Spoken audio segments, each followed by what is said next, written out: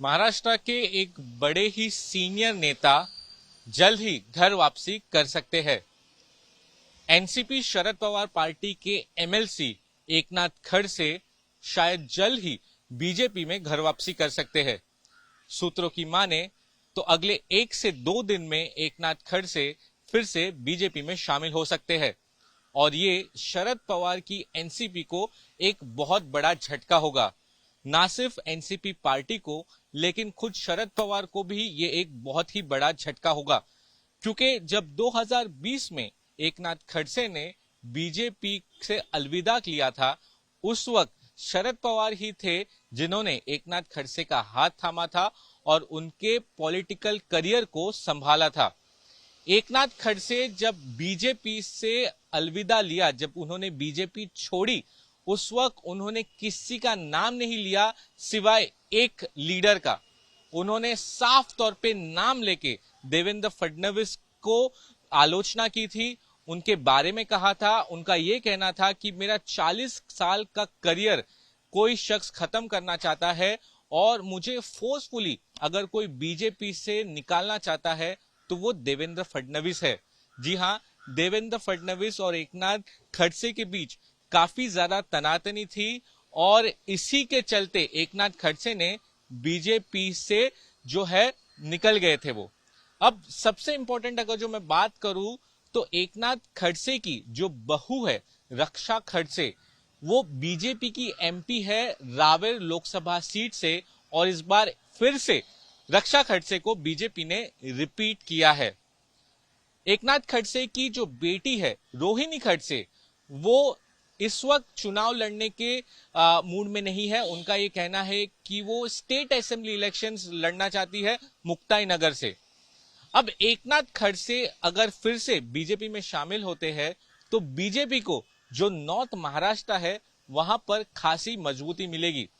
खास तौर पे जो रावेर और जलगांव लोकसभा कॉन्स्टिट्यूंसी है वहां पे एकनाथ खड़से काफी ज्यादा स्ट्रांग है। अब बहुत इंटरेस्टिंग बात है, जब बीजेपी ने रक्षा खड़से का नाम फिर से रिपीट किया था रावेर लोकसभा सीट से, तब कुछ बीजेपी के जो डिस्ट्रिक्ट के जो लीडर्स थे और वर्कर वो काफी उसका अपोज कर रहे थे, क्योंकि कहने में ये भी आ रहा था कि एकनाथ खड़से एनसीपी शरद पवार की तरफ से चुनाव लड़ सकते हैं, क्योंकि एमवीए का जो सीट डिस्ट्रीब्यूशन हुआ है उसमें जो रावेर लोकसभा सीट है वो शरद पवार के खेमे में आता है और शरद पवार के पास सबसे बेस्ट ऑप्शन एकनाथ खड़से ही थे। काफी ज्यादा मीटिंग हुई थी, उस मीटिंग में क्या कुछ हुआ था उसको मैंने कवर भी किया था। तब एकनाथ खड़से ने ये कहा कि मेरे हेल्थ इश्यूज है, हेल्थ मेरी ठीक नहीं रहती, इसलिए मैंने शरद पवार और पार्टी को साफ कह दिया है कि वो इस बार के लोकसभा इलेक्शंस नहीं लड़ेंगे। रोहिणी खड़से के बारे में भी उन्होंने कहा कि वो अपना डिसीजन खुद ले सकती है, लेकिन वो इस वक्त स्टेट असेंबली इलेक्शंस लड़ना चाहती है और लोकसभा चुनाव अभी नहीं लड़ना चाहती। तो इस तौर पे एक तरीके से रक्षा खड़से का जो अपोजिशन था वो साफ हो गया और उसे एक तरीके से हामी भी मिल गई लोकल बीजेपी लीडर्स के थ्रू।